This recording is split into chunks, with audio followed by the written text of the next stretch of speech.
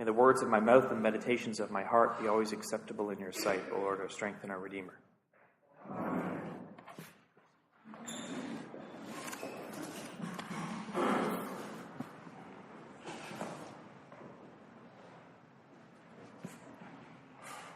think I just preached the wedding sermon from yesterday, but I'm not gonna. That wouldn't make any sense. I mean, they're not here.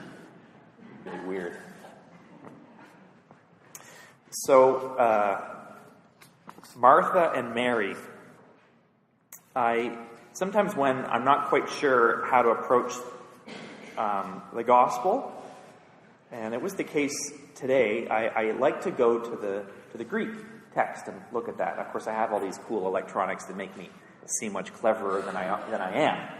So I went there, and one of the things that made this story even funnier is that the word, when Martha's upset with Jesus, and she's in the Greek, she's saying, it's not quite the same. He's saying that that she's serving him, and Mary's not helping. The word for serving is diakonos, where we get our word deacon.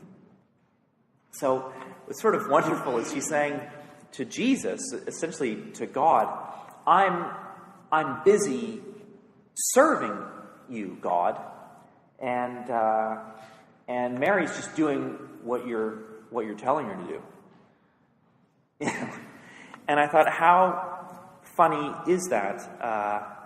God is calling Mary and Martha to listen to. He's probably saying something profound. There's probably all kinds of incredible parables. And Martha's saying, look, Jesus, I don't have time for all these parables and lessons. I have to serve you.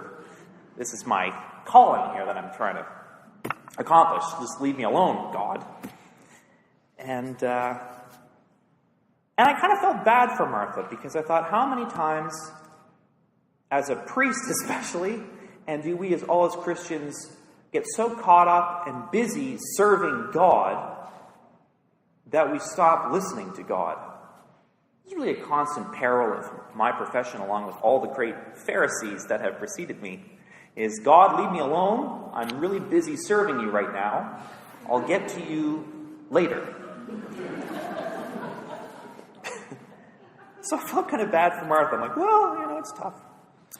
He was there. He was in her house. It probably wasn't clean, and who knows. So I believe that it's a real challenge for us as Christians to discern that. It's a constant sort of source of anxiety, and it's a tough thing. How do we know when we are serving God and we're going out of our way and we're stressed out and we're overextending ourselves, but we know it is for God, and so in the end all things are right? And how many times are we just exhausted? And God actually is saying, honestly, I just want you to take a break. It's beautiful outside. Go smell some flowers. Stanley Walter, the cat, my parents' cat, who's profound in some ways and brain dead in others. But there are moments where this vicious killing machine will watch him pull flowers towards his face to smell them. That's what he's doing. He's not hunting. He's just smelling the flowers, because it's summertime and he has a head on his he doesn't have shoulders, but I was told that I ramble from time to time when I'm preaching, and this is one of those moments. But okay, so what do? We set things aside. There's a lot of ways that we can try to listen to God, and setting aside things seems to be something that doesn't seem to make sense to the world, but it seems to work for us consistently as Christians. We set times and we set places aside. Because we're busy, because sometimes we have no idea what God is calling us to do, we often set aside Sunday morning. It just seems to work for us as a church and as a society, and we set aside this place. We could find a park to meet or somewhere else, but there seems to be something important about setting aside a place, a plot of land, a building that has been set aside, and we know that when we come here, it is for God. So it doesn't matter how busy we are, because we've set aside this time and we've set aside this place. We set aside people. You've set aside me, especially for times like this and for moments like this. There are other people in our lives that we deliberately set aside. Our parents, we often set aside. No matter how much we are friends with our parents, there is an element to which they are set apart. And they have rules for the kinds of conversations from time to time we need to have that we can only have with a mom or a dad. They've been set aside. We set aside ourselves.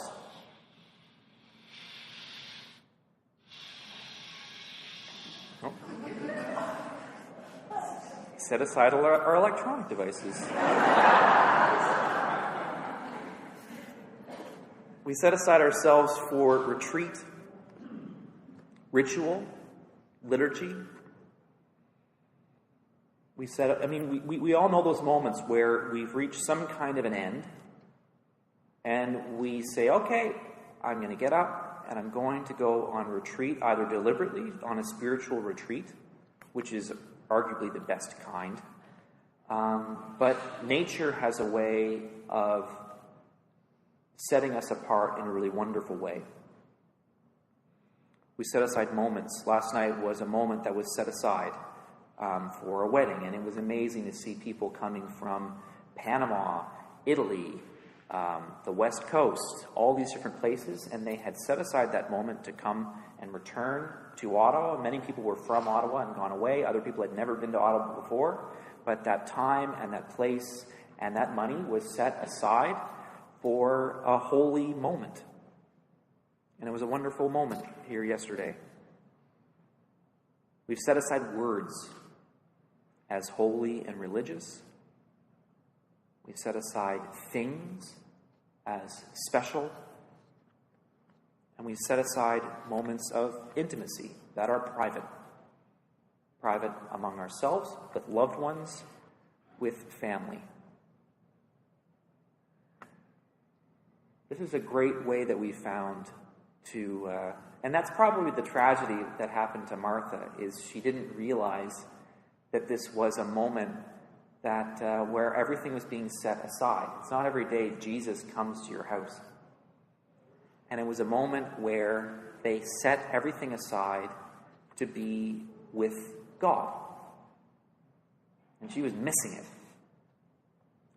And that happens to us a lot. Part of the reason why it happens to us is because God has a habit of adapting and changing along with the world. And sometimes God does new things. A classic image is a river that just changes course and goes in a different place. And so God is like a river, right? The geography changes, and so God just moves along. And so when the river moves, new things happen, and sometimes it doesn't occur to us that in this place, at this time, God could be acting, because God's never done that before, and we're not prepared. And this is one of those examples. It's not every day that God shows up as a homeless guy, visiting someone's home. That doesn't happen very often. Martha may have not been prepared for the sacred, and so it is for us. There are some times when we're not expecting the sacred. And sometimes we're Mary, and we recognize it, and the world is Martha, and we're thinking, don't you guys see this holy thing that is in our midst? We need to set aside ourselves and some time and some resources and all the things we have to recognize this holy thing that has happened in this place. And other times we're Martha, and we don't see it. And the opposite often happens too, in a lot of ways, like a river, like the Grand Canyon, right? The Grand Canyon is not known for being a great river. It's an incredible canyon. There's a river that's been there for so long that something special has happened. And even if there was no more water running through the Grand Canyon, it's still unbelievable. And such is the case with a lot of the things that God has touched for thousands of years. We have things that we do in this place. The Eucharist is a wonderful example. It's not a particularly filling meal anymore, but it has become something else. It's been shaped by this meal being shared for 2,000 years into something unique and wonderful and sacred. And sometimes that's the case, where we're Mary and we've encountered something ancient. We've known this all of our lives, and the world has no idea what's going on. Or we're Martha, and we've encountered something ancient and wonderful and rich, and we've never seen it before, and we have no idea what this is that we have encountered. And perhaps the most incredible thing about Martha, even though we give her a hard time, is that she was able to adapt and react and see the holy. And how infrequently does that actually happen for us when we have our sights set on where God's going to be, how we're going to encounter God, where the holy places are, where the unholy places are, and we just go down that road. How infrequently do we listen to Mary, who seems to not be doing anything important, and stop and listen to God and listen to those who have found God and change our course. And so this place is now holy. I've changed my mind, and I'm now going to worship with Mary in this time and in this place. We don't tend to do that a lot. This is where we really can't give Martha a hard time at the end of the day, because her life was changed just as much as Mary, and Mary was ready for it, and Martha wasn't. And that is harder.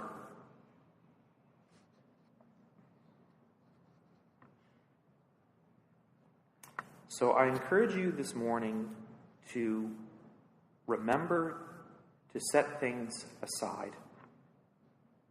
Even in the summertime, when everybody's not supposed to be busy, everybody actually is busy. And these kinds of days can go by very fast. And we have to remember to set ourselves aside for God. In times like this morning, and times throughout our lives when we're scrambling and busy.